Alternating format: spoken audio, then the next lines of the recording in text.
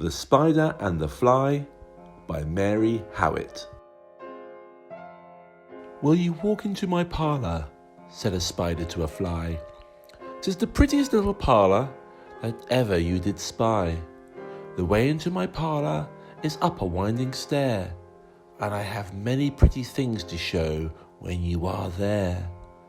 "Oh, no, no," said the little fly, "to ask me is in vain, for who goes up your winding stair can ne'er come down again." "I'm sure you must be weary with soaring up so high. Will you rest upon my little bed?" said the spider to the fly. "There are pretty curtains drawn around, the sheets are fine and thin, and if you like to rest a while, I'll snugly tuck you in." "Oh, no, no," said the little fly, "for I've often heard it said, they never, never wake again who sleep upon your bed." Said the cunning spider to the fly, "Dear friend, what shall I do to prove the warm affection I've always felt for you? I have within my pantry good store of all that's nice. I'm sure you're very welcome. Will you please to take a slice?" "Oh, no, no," said the little fly, "kind sir, that cannot be. I've heard what's in your pantry, and I do not wish to see." "Sweet creature," said the spider, "you're witty and you're wise. How handsome are your gauzy wings, how brilliant are your eyes. I have a little looking glass upon my parlour shelf.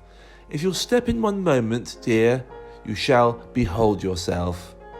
"I thank you, gentle sir," she said, "for what you're pleased to say, and bidding you good morning now, I'll call another day."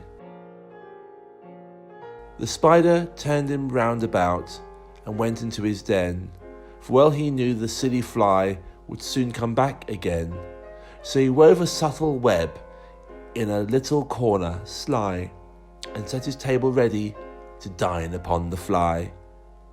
Then he went out to his door again, and merrily did sing, "Come hither, hither, pretty fly, with the pearl and silver wing.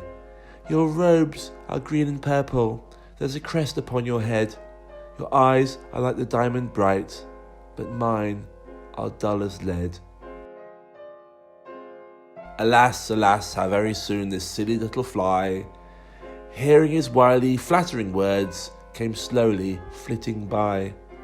With buzzing wings she hung aloft, then near and nearer drew, thinking only of her brilliant eyes and green and purple hue, thinking only of her crested head. Poor foolish thing, at last up jumped the cunning spider and fiercely held her fast. He dragged her up his winding stair into his dismal den, within his little parlour, but she ne'er came out again. And now, dear little children, who may this story read, to idle, silly, flattering words, I pray you ne'er give heed. Unto an evil counsellor, close heart and ear to eye, and take a lesson from this tale of the spider and the fly.